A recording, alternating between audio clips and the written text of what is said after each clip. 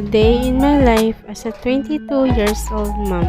Samahan niyo ako ngayong araw. Bibili nga pala kami ng bagong floor mat at papalitan ko na nga yung floor mat namin. Almost 1 year na ngayon kaya punit-punit na.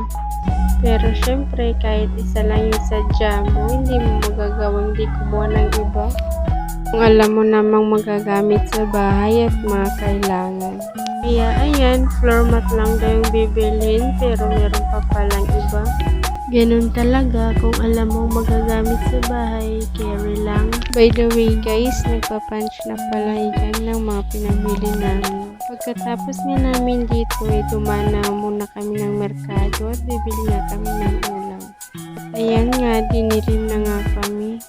Kinabukasan nga, ito naman agad yung ginawa ko at ito na nga ako magpapalit ng floor mat. Tulong ko nga dyan yung kapatid ko at tulog naman yung anak ko. Nga pala guys, kung may naririnig kayong tunog sa background, dahil sa kapitbahay namin yun, maingay. Balik na nga tayo dito at ayan nga, nagwalis-walis na nga muna ako. Tapos nga, isinimulan ko na yung paglalagay. Tapos nga dito, sinunod ko naman yung kabila. Lipat ko na nga muna itong mga gamit ko sa kabila at nang masimulan ko na. Hindi ko nga namalayan, madumi nga pala yung talawal ko dyan. Kung napapansin nyo, may isang floor mat na nakailalim, hindi ko talaga yan tinatanggal. Nang sa ganun ay ma-flat. Huwag nyo na nga rin pansinin yung likod ko dyan, props lang yan. Alam nyo na kung bakit malaki yung braso ko dyan, kasi kita nyo naman nagbubuhat. Naduyan ko na nga pinatulog si baby at para mahababa naman yung tulog niya.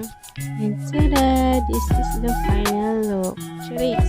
Kala mo tapos ka na sa gawain mo, nagkakamali ka. Dahil may anak ka pang lilinisan. Pinunasan ko na nga lang muna dyan yung anak ko at dahil tanghali na nga. Pinapaliguan ko naman siya araw-araw kaso pag tanghali na hindi ko na talaga siya pinapaliguan. Pagkatapos mo sunilisan si baby, kumain na nga kami dyan. Di ko na pinakita. By the way guys, dito na nga muna magtatapos ang ating video for today. Sana po ay nag-enjoy kayo sa aking mini vlog. Maraming salamat po sa mga nanonood. God bless you all po. Hanggang sa susunod muli. Bye!